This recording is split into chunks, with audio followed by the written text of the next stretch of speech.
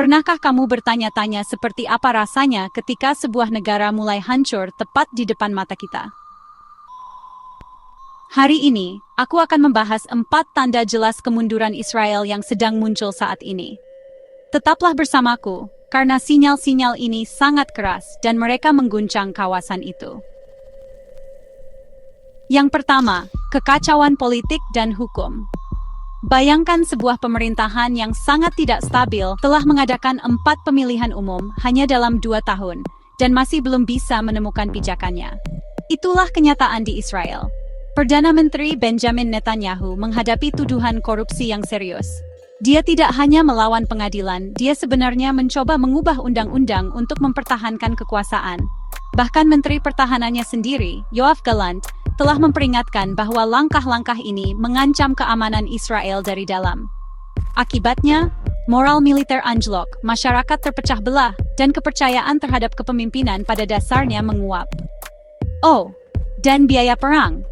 Lebih dari 56 miliar dolar membuat Israel diambang krisis utang.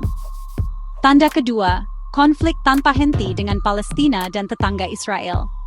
Israel tidak hanya berjuang dalam pertempuran internal, ia juga melawan militan seperti Hamas dan Hizbullah. Keduanya didukung oleh Iran.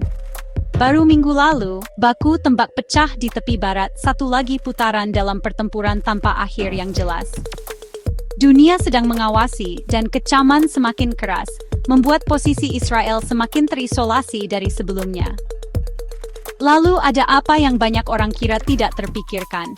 Israel bernegosiasi dengan Hamas.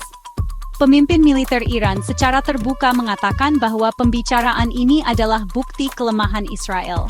Dan dari sudut pandang mereka, ketika Israel terpaksa duduk bersama musuh bebuyutannya dan menerima persyaratan gencatan senjata, itu bukan hanya kerugian di medan perang, itu adalah pukulan bagi kebanggaan nasional dan tanda yang jelas bahwa segala sesuatunya tidak berjalan sesuai rencana.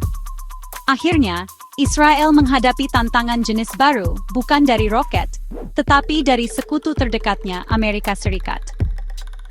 Opini publik Amerika bergeser, terutama di kalangan anak muda dan minoritas, yang semakin bersimpati dengan Palestina.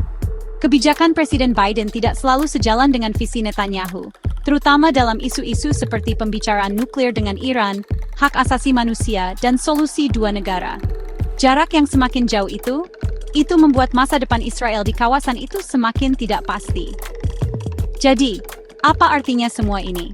4 lampu peringatan besar berkedip: kekacauan politik, konflik tanpa akhir, negosiasi paksa, dan dukungan internasional yang goyah. Ini bukan hanya berita utama, ini adalah tanda-tanda negara yang bergulat dengan kelangsungan hidupnya sendiri. Pertanyaannya sekarang adalah, apakah Israel akan menemukan jalan kembali dari ambang kehancuran, ataukah kita menyaksikan awal dari kemunduran bersejarah? Jika kamu ingin terus mengikuti titik balik dunia, tekan tombol subscribe. Terima kasih sudah menonton. Al-Zadoli.